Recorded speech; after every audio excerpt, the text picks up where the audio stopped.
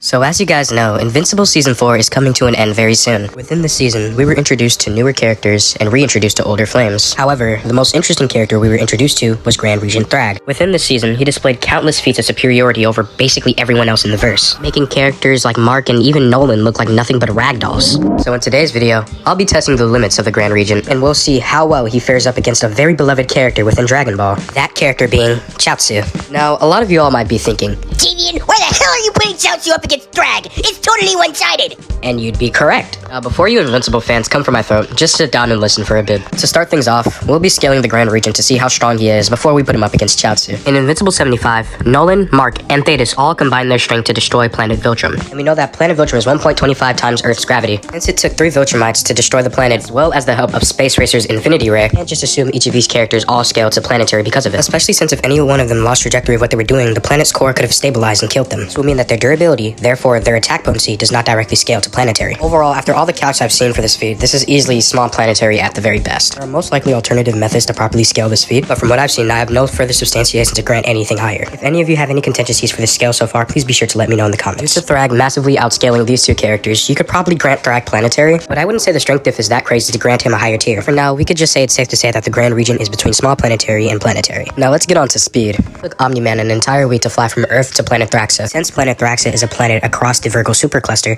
a massive group of galaxies that are each several million light years away from each other, then this feat is easily MFTL+. So far, this has all been classified as travel speed. But how would this apply to his reaction speed? We all know that reaction speed is actually faster than travel speed. You will always react faster to the sound of a bullet rather than trying to outspeed said bullet. So this easily solidifies MFTL+ Omni-Man, therefore making Thragg MFTL+ as well. Now that we've properly assessed the basis on where I scale Thragg, let's get to Chiaotzu. Hang tight, because there's going to be a lot of chain scaling. In the 21st World Tournament, Mr. Roshi uses a Kamehameha wave to destroy the moon, completely annihilating the entire moon, leaving nothing left. Now this at the very bare minimum is already moon level, but since it's vaporization rather than fragmentation, you can argue that it took a lot more force than just moon level to destroy the entire moon. For example, if I punch something made out of glass and it breaks into a bunch of pieces, that's a form of fragmentation. But if I punch another piece of glass that has the exact same durability and it gets reduced to nothing, then that is a form of vaporization. This feat can range anywhere between moon level to large planetary level to potentially even dwarf star level. We've seen Piccolo pull off the same feat with little to no effort, and we all know Piccolo is several times stronger than Master Roshi at this point. And earlier before that, he shoot Raditz with a very similar kind of ki blast that he used to destroy the moon. However, Raditz was left completely unfazed after this attack. This would mean that Raditz has the durability, therefore AP, of large planetary level and potentially even dwarf star level. But you can go even higher. Within the Dragon Ball Z anime,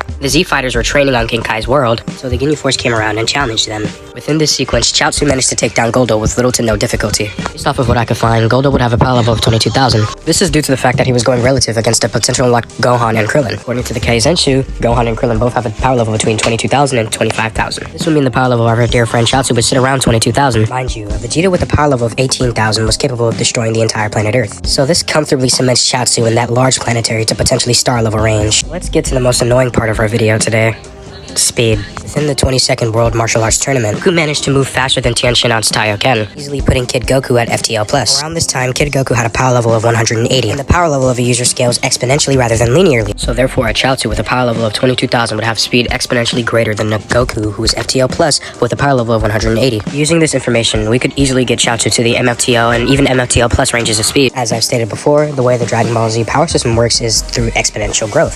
So it's not like he's getting faster linearly, but rather exponentially. So judging by these stats alone, I'm pretty sure it's safe to say Chiaotzu easily negs. This is all without even bringing up his broken ass hacks. He could easily incapacitate Thragg by using telekinesis on his organs. He also has the advantage in range since he's capable of using ki blasts. So to sum it up, there's practically no winning condition for the Grand Regent. Hell, I'm pretty sure the guy would struggle against a Kid Goku. This all really shows that Dragon Ball characters are simply just built different. So yeah, just remember, anytime you see someone glazing this bum Thragg, just know Chiaotzu one taps. Anyways, this about sums up the video. If you enjoyed, please be sure to like and subscribe. I might try posting longer form content, even if I'm not that good at it. Once again, thank you all for watching, and I hope I see you in the next video.